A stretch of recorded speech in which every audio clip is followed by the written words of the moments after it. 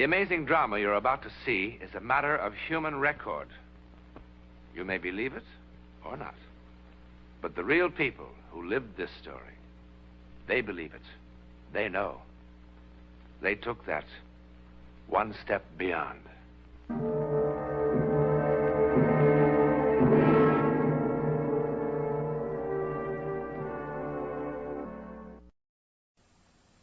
You know, so much of man's inventive genius has been spent in devising ways to communicate. There's such a need in each of us to somehow send the message of ourself to someone else. A world circled with telephone wires, incessantly humming with the human voice. And the telegraph key never stops clicking. A birthday message of please send money, or a typhoon warning. The ship's blinker signals, here I am.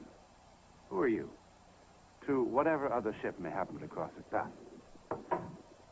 And the flood of letters carrying the large and small meaning of our lives flows back and forth endlessly. So many ways to break through that solitary cell in which each of us passes our life. Beyond all these, there's another. Contact company headquarters and find out the enemy concentration around Dagger 4. The place is Korea. It is a night in late October, 1951. Hi, Sergeant. Hey, we've got about 1,800 yards to cover tonight. This is Lieutenant J.L. Heinmitz. With him is Sergeant Ralph Kirsch. In a few minutes, they will lead a small patrol on what should have been a routine mission across a few thousand yards of what had once been rice paddies, but was now a battleground. In that shell-torn area, something will happen that no man alive will ever be able to explain. And some, for want of a smaller word, will call it a miracle. We'll take off in 10 minutes, okay? Okay. I'll make sure you get Lewis's letters. Boy, that'll be like pulling teeth. You get them. Okay.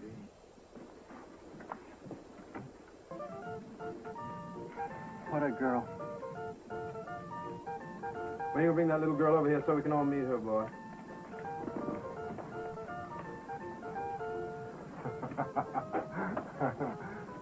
Don't worry, boy. It'll all be over before you know it. 16. Pretty rough on me, huh? Yeah, you'll draw off another 5 and make 21. Youngblood, why are you such a pessimist? Lousy music. With all the money that you win from me, why don't you go out and buy a new lousy record? Oh, I'm just going to do that, old buddy. The next time we get to see you, I'm going to buy me a new version of the same song. Because I sure do love it. Ah, it is a doozy. 7 guys playing 7 steel guitars. Let's play cards. Come on, draw the 5. There you go. What'd I tell you? Only a poor little old 20. How do you do that? Well, I tell you, boy, I live a good, clean life. I get plenty of rest and eat lots of raw vegetables. 20, 21, 20, 21. You got to be pulling something. Oh, now, you shouldn't be accusing nobody of something like that, Thad. I mean, you're practically saying I'm a cheat. Well? Oh, now that hurts, old buddy. Here, I want you to examine these here cards, 52 of the most...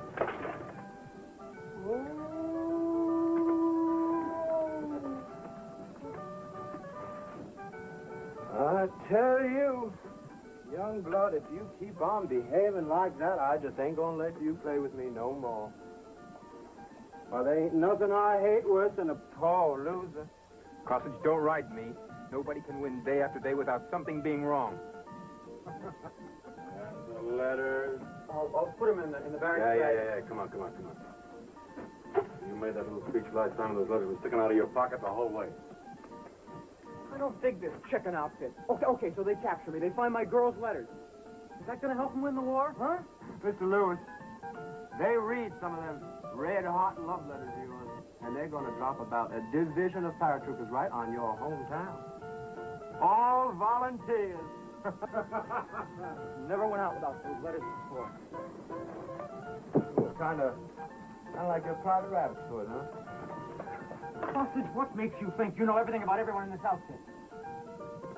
No. Not everybody. Well, not the new fella, for instance. Not him, not yet. Not yet.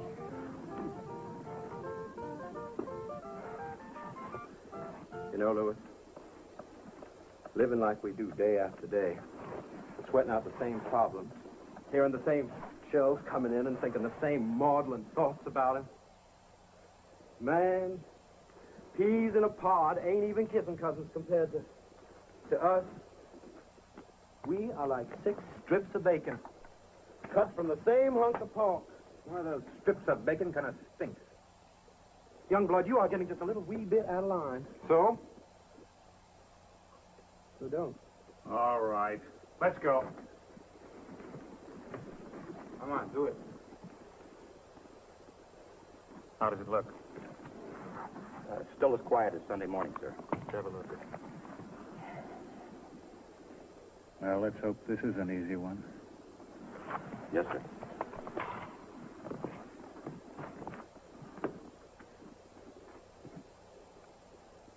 Come on along now, boy. You're about as ready as you're ever going to be.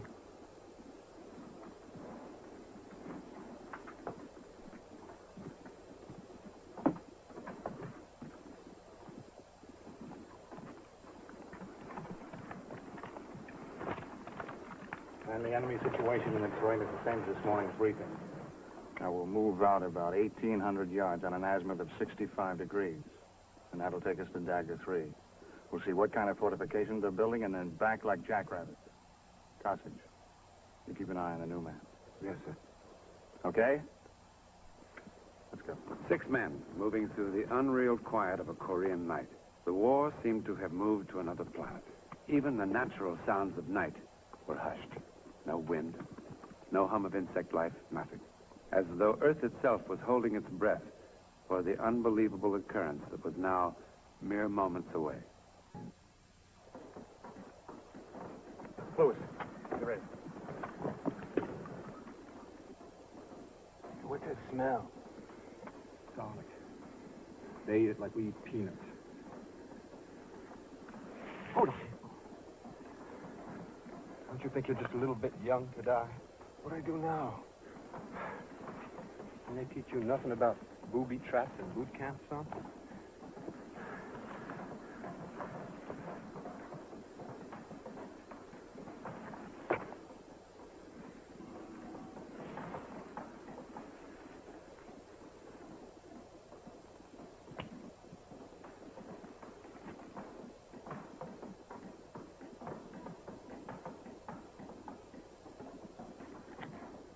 Mighty clever little boys.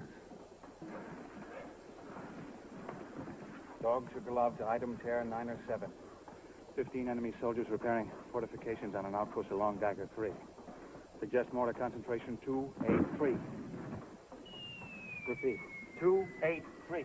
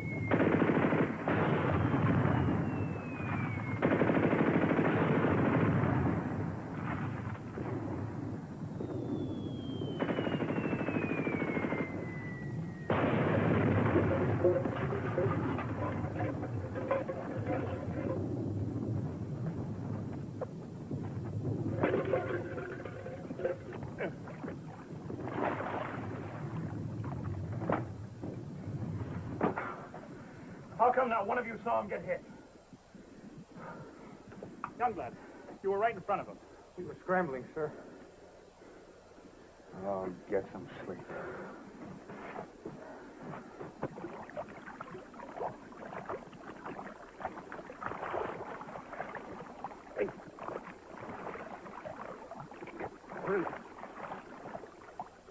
can't see. I'm blind. I can't see.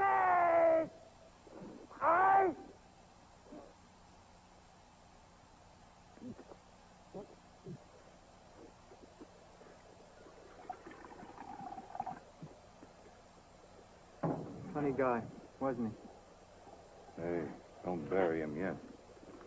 Oh, Sarge, you must be kidding. You know him pretty well, didn't you? I knew his family. Back in Georgia, I went home on furlough with him once. 3 years ago.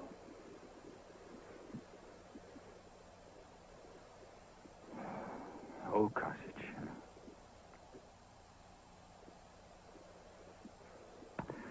Cottage's pa was in the 2nd Division in the First War. And he came back and he raised one of the biggest families in Wheelock County. Costage couldn't possibly have heard their voices, yet in some secret recess of his brain, he sensed them. It was not sound as we understand sound, nor light as we understand light. But when they spoke of him, he was no longer lost. He had direction. He moved toward them. So he came into the Army. Old Costage. Go on. Why talk about the poor guy?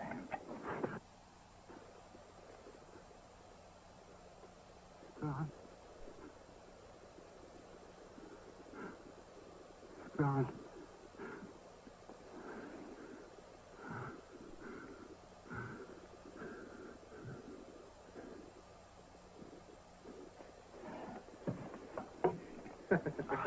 You make him sound like one of those saints. He was a pretty good Joe, Youngblood. Yeah, I can just see a great big picture of him now with that saintly smile on his face holding a crooked deck of cards. Okay, Corporal. All you have to do is die and everybody loves you. I said, shut up. Louis, go on over to the orderly room and pick up that ID stuff, will you?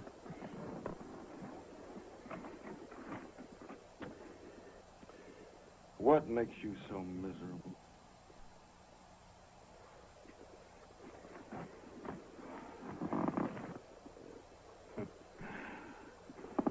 Him and his one record.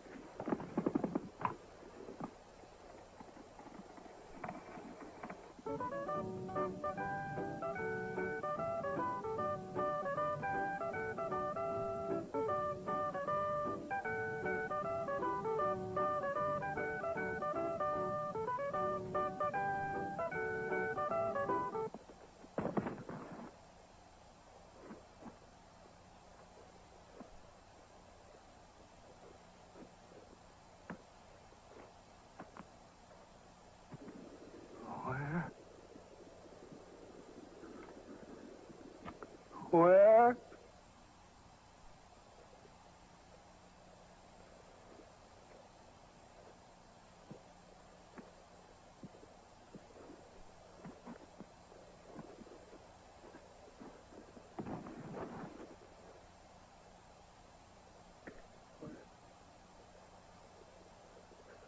Where?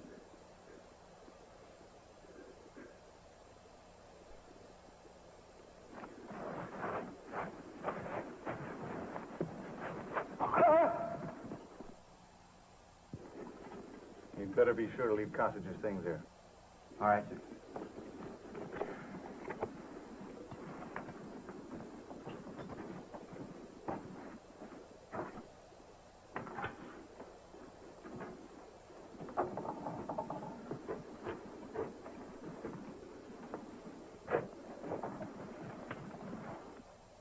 Let's get rid of this.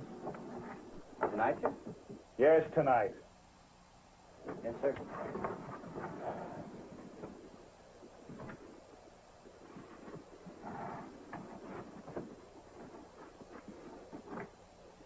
The wallet was $68, 47 cents. Carried a lot of cash. Costage was pretty lucky at blackjack. Yeah. Real lucky kid. Onyx ring. His initials inside. F.R.C. Comb. There's a postcard. With a nice picture of the state capital of Georgia. Must have been his hometown. Wristwatch. There's an inscription on the back. To Cassie with love always. Helen.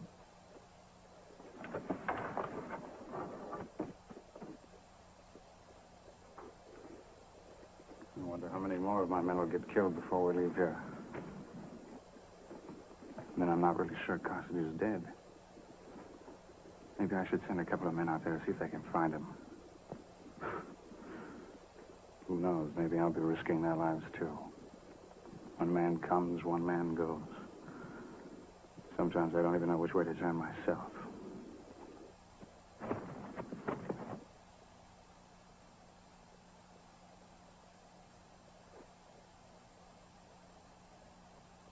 Please, God, help me. Help me.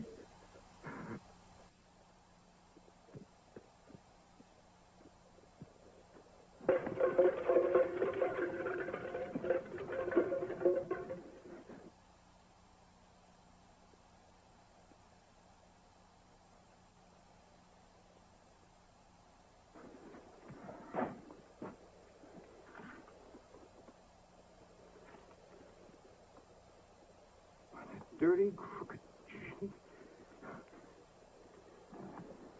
Fuck that guy. Now what? Look at these cards. Go to sleep, will you? Look at this one. Look at the corner. Come on. They're all like that.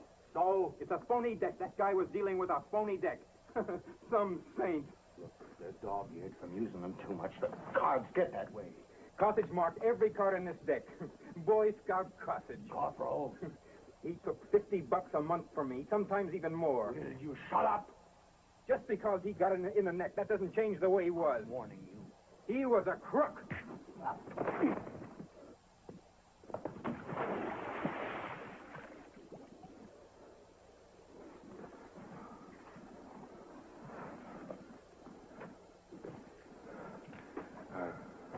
All right. Go tell the lieutenant I hit you. Are you that anxious for a court-martial?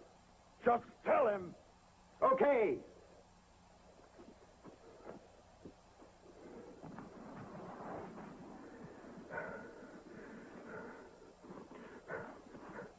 He was some saint. They were always going to court-martial him.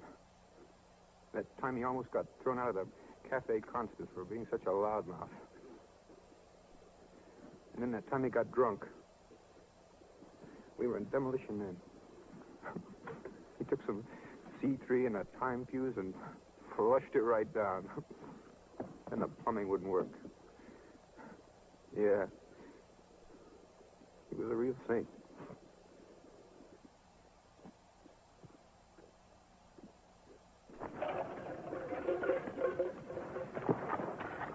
It's me! It's me! It's Carthage.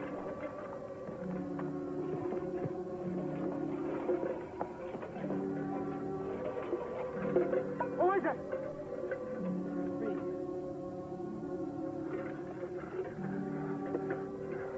You ain't gonna die on me, old buddy. I got $7 in my wallet, and I'm gonna buy a new pack of cards. And if you try to pull anything, I'll knock your block off. Come on.